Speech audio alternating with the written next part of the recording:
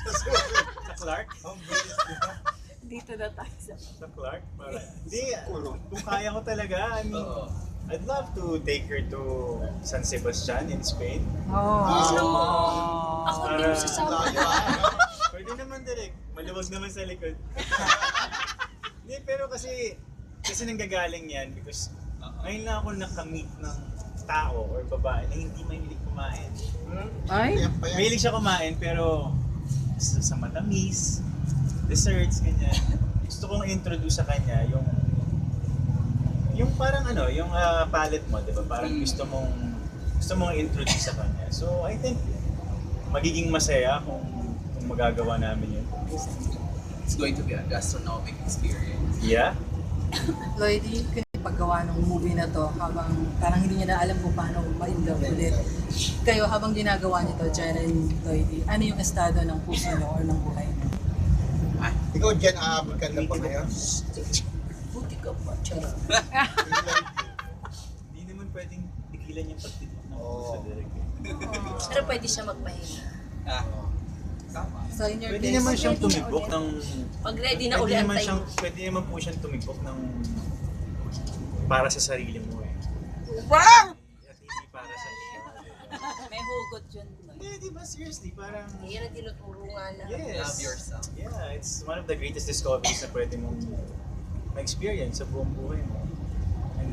And it makes me excited kasi akala natin lahat parang lahat ng mga single parang bibigat ng buhay, ang lulungkot.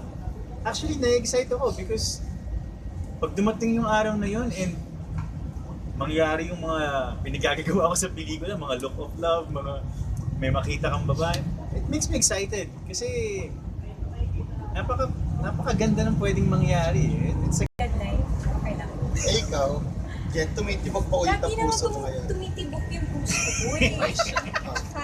Masaya ako kasi lagi naman akong in love. Diyan ang anak ko, family ko. Anak lang.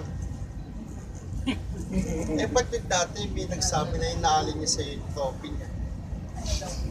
Inialay yung trophy. Nag-aalay daw. Nag-ayos niya yung trophy, nagkit ka na niya. Kasi sa kanya na po yun kung kanino niya gusto i-alay. Eh, Sino yun? may nanalo po kasi na si Piolo. Ikaw talaga. Lloydie, sabi mo kanina masaya ka Masaya. sa estado ng buhay mo yon being single.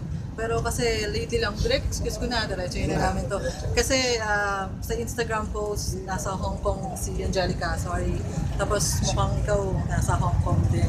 Punta ka rin ng... Andun din ako eh. Charot na to hindi naman po kami ari ng Hong Kong. Andun din siya. At yung siya mo pa rin ah. Kaya parang lahat naman, marami akong kaibigan actually na if you're asking kung nagkita kami ni Angelica sa Nagkita Hong ba Kong, kayo? Nagkita kami niya. Napakaliit ng Hong Kong. And hindi ko naman siya iniiwasan, hindi naman niya ako iniiwasan. So, I don't think, siguro na bibigyan lang ng parang kahulugan o ng mali siya kasi nga, given the history, no? Pero, nakita lang po kami doon, like, kung paano ko rin nakita si Kuya Aga, si Ate Charlene. Lupa din daw. Si Lupa din, may picture pa nga kami. Lupa nakita ka. Nakita kami si Kuya Aga, si Charlene, si Lupa sa isang gallery, sa isang booth.